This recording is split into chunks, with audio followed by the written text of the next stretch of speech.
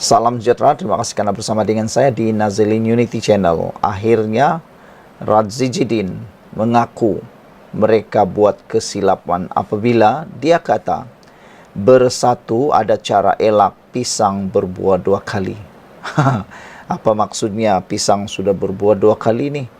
Baru berbuah satu kali lah kan? Mungkin yang disebutnya itu ialah tindakan 6 ahli parlimen bersatu telah mengkhianati Parti Bersatu. Bersatu mendakwa mereka mempunyai kaedah tersendiri untuk memastikan calon mereka tidak akan berpaling tada daripada Perikatan Nasional seandainya memenangi kerusi Nenggiri pertengahan bulan depan. Naib Presiden Bersatu Radzi Jidin berkata, kaedah diperkenalkan parti itu berupaya memastikan semua wakil rakyat mereka patuh kepada keputusan dibuat parti. Namun ada netizen mereka kata bagaimana parti itu tidak akan berlaku lagi pengkhianatan. Sedangkan Parti Bersatu itu, kata netizen, dibina atas dasar pengkhianatan. Ini dia kata karena ramai dalam arti ahli ataupun ahli parlimen adun bersatu itu sebenarnya adalah datang daripada orang yang lompat parti. Mereka memberikan contoh muda seperti Azmin Ali, seperti Muhyiddin Yassin, seperti yang lain-lain, Hamzah Zainuddin. Mereka ni semua dari mana, kata mereka. Jadi tentulah, kata mereka, apa yang akan terhasil ikut acuan yang ditanam itu pasti akan menjadi buahnya. Kalau tanam buah mangga, buahnya pasti juga mangga, kata netizen. Dipetik sebagai berkata begitu oleh Haraka Daily, Radzi Jidin menjelaskan Bersatu akan melakukan yang sebaik mungkin supaya tiada lagi tindakan mengingkari arahan parti berlaku pada masa depan. Netizen juga menjawab menemplak apa yang Radzi Jidin kata ini. Kata mereka, ini bukan kesilapan daripada orang luar, tetapi kesilapan makan diri sendiri. Senjata makan tuan, kata mereka. Kalaulah selama ini Bersatu sudah sedar mereka tersilap semasa tidak menyetujui pindaan akta lompat parti dulu, pasti Bersatu terselamat, kata mereka. Tapi kerana tindakan Bersatu yang cuba mau menggunakan akta lompat parti itu sebagai senjata, akhirnya mereka pula yang kena sendiri, kata netizen. Radzi Jidin menambah itu merupakan proses dalaman parti dan kita Bersatu akan laksanakan yang terbaik dan akan pastikan sebaik mungkin bahawa pisang tidak akan berbuah dua kali dah, katanya. Ya, selepas perlembagaan Parti Bersatu dipindah baru-baru ini, pastilah pisang tidak akan berbuah dua kali lagi. Bagaimanapun, menurut lidah rasmi PAS itu, Radzi Jidin tidak memperincikan kaedah yang dimaksudkannya itu. Sama ada melalui bayar seperti yang dilakukan oleh PAS atau ada cara lain. Saudara, kita pernah lihat yang paling hebat sekarang ialah aku janji yang dibuat oleh Parti UMNO. Siapa yang langgar akur janji ataupun aku janji diarah bayar 100 juta. Nah, kita cadangkanlah kepada Parti Bersatu supaya tiada lagi tindakan lompat parti. Apa kata kamu memberikan aku janji 1 bilion?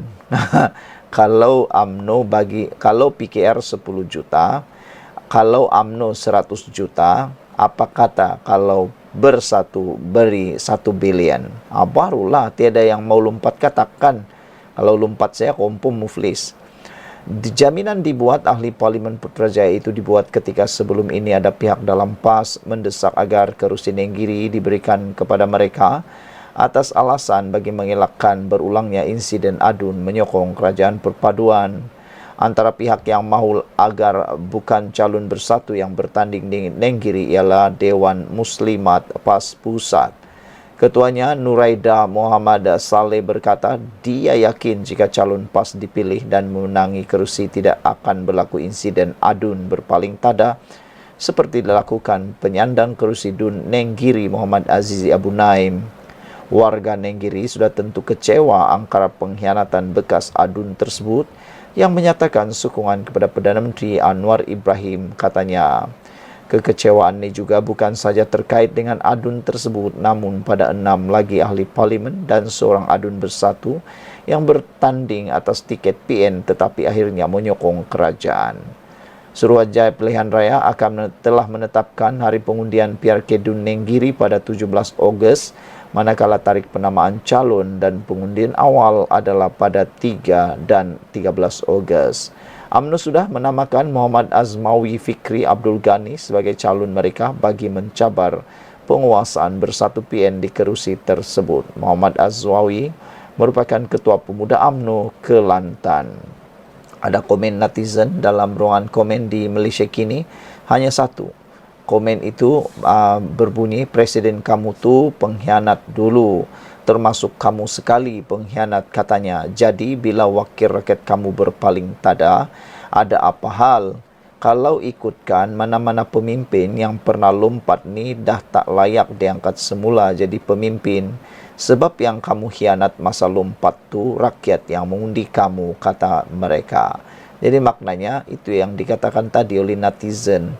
Acuan akan menentukan hasilnya. Sekian dulu untuk kali ini. Jangan lupa tinggalkan komen Anda. Salam sejahtera. Isu paling panas hari ini adalah berkait dengan sumbangan Syarikat Arab ke sebuah sekolah yang turut memalit seorang timbalan menteri. Akhirnya tampil seorang lagi timbalan menteri membidas pembangkang yang membangkitkan isu sumbangan Syarikat Arab. Timbalan Menteri Pendidikan Wong Kah Wo hari ini mengecam pembangkang khususnya PAS Selangor yang membangkitkan isu syarikat bia menyumbang kepada usaha mengumpul dana untuk sekolah. Wong berkata, tindakan itu memutarbelitkan fakta bagi menghasut emosi masyarakat Melayu. Jelasnya, Syarikat Kilang Bia itu secara aktif mengumpul dana untuk sekolah Cina sejak 30 tahun lalu. Dengan ketara mengurangkan beban kerajaan dan menambah baik kemudahan sekolah. Tahun ini menandakan ulang tahun ke-30. Dan saya sendiri menghadiri pelancaran ulang tahun ke-30 selama bertahun-tahun. Jumlah dana yang dikumpul telah melebihi 400 juta ringgit, memberi manfaat kepada ramai pelajar, katanya. Wong menyatakan bahawa PAS pada mulanya menyerang ahli Parlimen Sepang, Aiman Atira, kerana memegang cek replika dengan logo syarikat Kilang Bia itu dan kemudian menyerang keseluruhan acara mengumpul dana berkenaan dengan menghasut emosi perkauman. Wong menyatakan bahawa Kerajaan Madani telah berkuasa selama hampir 2 tahun dan secara konsisten menyediakan pembiayaan kepada sekolah Cina. Tahun ini, kerajaan menambah peruntukan untuk sekolah menengah Cina swasta kepada 18.9 juta ringgit bagi sekolah rendah Cina. Selain geran penyelenggaraan tahunan, kerajaan juga menyediakan tambahan 62 juta ringgit untuk penyelenggaraan dan naik taraf tandas di 886 sekolah rendah Cina. Kami juga mengucapkan terima kasih kepada semua syarikat swasta dan entiti yang menyokong pendidikan seperti Chinese Education Charity Performance yang telah membantu dalam menambah baik infrastruktur sekolah selama ini, membolehkan sekolah berkembang lebih jauh, katanya. Ahad lalu, acara amal anjuran sekolah itu mencetuskan kontroversi selepas didapati Syarikat Kilang Bia merupakan salah seorang penderma. Majlis itu dirasmikan oleh Exco Selangor Eng Sui Lim.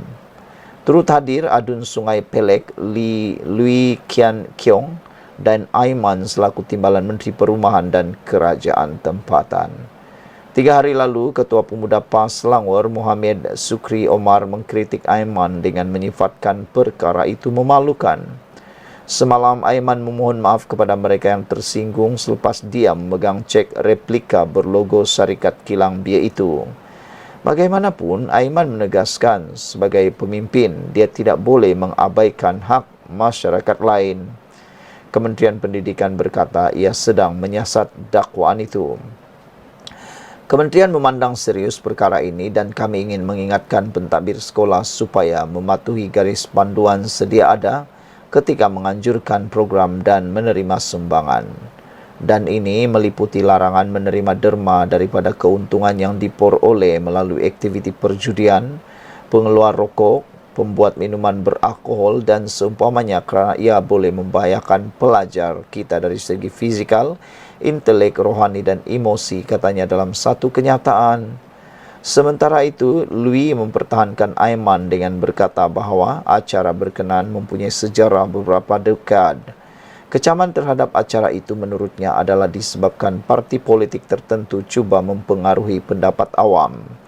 Pihak ekstremis lain cuba mempengaruhi pendapat awam terhadap perkara ini, pengumpulan dana yang membawa kepada penentangan daripada pengundi Melayu. Mereka menggunakan media sosial, mengelirukan netizen, malah sunting gambar Aiman dengan botol bia, menunjukkan bahawa Amanah turut menyokong minuman beralkohol, katanya kepada Malaysia Kini.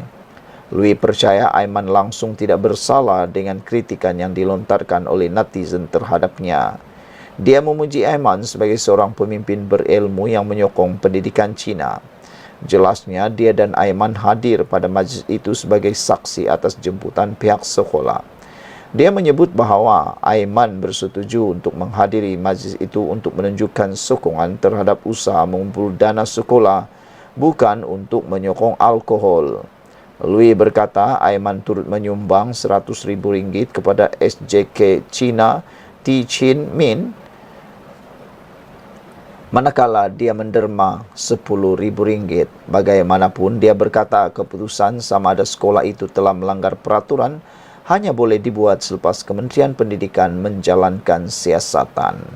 Beberapa komen daripada netizen berkait isu ini ialah banyak perkara yang mereka katakanlah di sini. Kamu boleh baca dalam ruangan komen. Sekian dulu untuk kali ini. Jangan lupa tinggalkan komen anda. Ikuti terus ulasan selepas ini. Wow, ini isu paling popular hari ini. Mendapat rating paling tinggi di Malaysia Kini dengan berpuluh-puluh komen. Saya bacakan komen kepada anda selepas ini.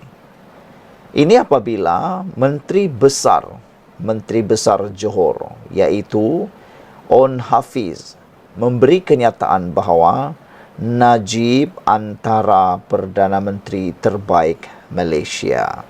Ada netizen memberikan komen dalam ruangan komen berkait dengan isu ini sehingga menyebabkan ianya begitu popular di dalam ruangan Malaysia Kini. Antaranya memberikan komen, kata mereka, Oasis PG kata, ramai yang rindu zaman Najib, silapnya kerana sebab GST, kerana ramai tahikun tak dapat lepaskan diri lagi, kata Oasis. Green Cita kata, saya rasa otak ini memang susah dan masuk air. Najib adalah seorang yang telah dipenjarakan, telah disebut sebagai seorang yang bersalah, memalukan negara, kata hakim pada waktu itu. Tapi bukti sudah ada yang dia ni curi duit rakyat, kata Green Cita. Kamu ni masih ada muka cakap dia PM terbaik soal Green Cita. Adakah kamu ini tak dapat fikir dengan waras, katanya lagi. Ataupun kamu ni memang benar-benar rindu dengan Najib, kata beliau lagi. Saudara-saudara sekalian, Oasis PG kata dia buat apa dengan wang rakyat yang dirompak. Dia bagi kronika soalnya, dia jadikan keluarganya multimillionaire ke? Dia jadikan negara jatuh miskin ke? Soal Oasis lagi. Cakap biar fakta, jangan auta. Terlalu banyak kebaikan negara pada masa Najib, kata Oasis. Hutang negara yang melonjak ke triliun tu zaman siapa, katanya. Jualan aset hazana dan agensi kerajaan tu zaman siapa, kata beliau lagi. Rizab negara yang semakin merudum tu zaman siapa? Pelabur banyak lari tu zaman siapa? Pulau Batu Putih tergadai tu zaman siapa? Nak ajak debat no hal, jangan gunakan aspek perundangan sebab itu semua buatan manusia, kata OJ. EKJ kata pula, macam tu apa perlu ada perundangan? Apa perlu ada SPRM hutang triliun yang kamu sebut tu apa puncanya, katanya. Siapa kata Najib tak guna duit tu? Untuk joli, beli beg tangan, barang kemas, duit tunai, pelbagai mata wang, tu semua lekat dengan siapa, soal EKJ. Rakyatkah yang merasa kemewahan hidup Najib dan keluarga? Soal EKJ lagi. Saudara-saudara sekalian, semua ini menjadi perhatian yang paling panas. Apabila dalam laporan penuh ini, Menteri Besar Johor iaitu On Hafiz kata Najib antara PM terbaik Malaysia. Pengerusi UMNO Johor On Hafiz Ghazi menyifatkan Najib Razak sebagai antara Perdana Menteri terbaik Malaysia dan apa yang terjadi kepadanya masa ini sangat menyedihkan. Beliau berucap rasmikan mesyuarat UMNO Pekan hari ini. On Hafiz menyuarakan harapannya agar pimpinan UMNO terus memperjuangkan apa yang disebutnya sebagai keadilan terhadap Najib. Najib merupakan ahli Parlimen Pekan sejak 1986 hingga tahun 2022. Kata On Hafiz, saya akui sangat terhutang budi dengan Najib kerana dia buat begitu ikhlas bekerja untuk rakyat, bukan jenis pemimpin yang berlakon depan orang ramai, dan saya percaya ramai menyesal dengan apa yang berlaku pada PRU14. Saya sendiri pun masih rindukan Najib, katanya, kerana banyak perkara dilakukan bekas pemimpin utama kita itu menunjukkan bahawa dia lebih sayangkan orang lain rakyat berbanding dirinya sendiri, katanya ketika berucap di Dewan Konvensyen Sultan Ahmad Shah dekat Pekan Pahang hari ini. Najib kini sedang menjalani hukuman penjara selepas disabit bersalah dalam kes rasuah SRC Internasional. Dia juga sedang mendepan perbicaraan lain termasuk 4 pertuduhan salah guna kuasa dan 21 pertuduhan pengubahan wang haram melibatkan dana 1MDB. Dalam kes SRC, dia pada mulanya dihukum penjara 12 tahun dan denda 210 juta. Namun pada 2 Februari lalu, Lembaga Pengampunan Wilayah Persekutuan mengurangkannya kepada penjara 6 tahun dan denda 50 juta ringgit. Najib kini sedang membuat permohonan agar baki hukuman penjara ke atasnya dijalani sebagai tahanan rumah. Mengulas lanjut, On Hafiz yang juga Menteri Besar Johor mengingatkan pemimpin UMNO agar terus memperjuangkan pembebasan Najib. Kata beliau, saya percaya Presiden UMNO Ahmad Zaid Hamidi dan Ahli Majlis Tertinggi MKT UMNO sedang berusaha untuk membantu Najib walaupun kita tahu urusannya bukan mudah. Perlu melalui proses tertentu termasuk lembaga pengampunan. Namun kita harap mereka tidak akan berhenti memperjuangkan pembebasan Najib, katanya lagi. Dalam pada itu, UMNO Pekan masih menaruh harapan agar Najib mendapat pembelaan sewajarnya dan dibebaskan sebelum PRU16. Ketuanya Muhammad Fakhruddin Muhammad Arif berkata, usul berkenan perkara itu adalah antara perkara utama yang dibincang dalam mesyuarat UMNO Pekan hari ini. UMNO Pekan sentiasa terhutang budi kepada Najib dan menganggapnya sebagai simbol yang membakar semangat kami dalam meneruskan perjuangan dalam parti, katanya ketika ditemui media selepas perasmian. Selain usul pembebasan Najib, UMNO Pekan juga akan memberi tumpuan kepada usaha merampas semula kerusi Dewan Undangan Negeri Pulau Manis yang terletak dalam Parlimen Pekan yang dimenangi Perikatan Nasional pada PRU lalu. Kita akan berusaha merampas semula kerusi Dewan Undangan Negeri Pulau Manis dalam PRU16. Apa yang berlaku pada PRU lalu adalah satu kesilapan selepas pengundi di situ membuat keputusan berdasarkan permainan persepsi oleh PN dakwanya.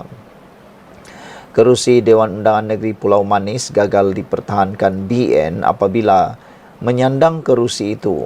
Khairuddin Mahmud hanya memperoleh 9,133 undi manakala calon PN Rafiq Khan mendapat 13,064 undi. Bagaimanapun, BN berjaya mempertahankan kerusi Parlimen Pekan dan 3 lagi kerusi Dewan Undangan Negeri Parlimen itu, yaitu Chini, Bebar dan Peramujaya. Saudara, apa pula komen anda tentang isu ini? Adakah anda juga sependapat dengan banyak rakan-rakan yang memberikan komen ini, yang mana mereka kata apa yang sebenarnya menyebabkan On Hafiz terhutang budi kepada Najib, kata mereka. Kata a little bit crazy, ramai orang Cina pun rindu Najib tetapi bukan Rosmah. Kadangkala saya mimpi kalau Najib tidak tersangkut di kes 1MDB, mungkin dia adalah Perdana Menteri yang terbaik. Dia tidak begitu sombong, adik TBH pun dia berani jumpa, dan siasatan ke atas TBH pun hampir selesai. Banyak projek dijalankan walaupun mungkin duit 1MDB disalah pakai ECRL LRT2, katanya. Di sebaliknya, Rosmah mencemarkan imej Najib dari semasa ke semasa hingga rasuah dikaitkan dengan Najib sekeluarga, malangnya, katanya lagi. Tetapi tindakan undang-undang tetap diteruskan. Kepada orang politik yang muda seperti kamu, ingat-ingatlah, jangan korup dan jangan salah guna kuasa, sebab pada suatu masa akan datang, kuasa politik akan hilang, nasib baik akan ditamatkan dan nasib malang akan tiba sebelum kamu menyedari. Justru belajar dari pemimpin Singapura, bersih, beramanah, berintegriti, bersopan santun, dan sentiasa bersedar kuasa politik adalah kuasa diberikan sementara sahaja, katanya lagi. Sekian dulu untuk kali ini. Jangan lupa tinggalkan komen anda, tekan butang subscribe.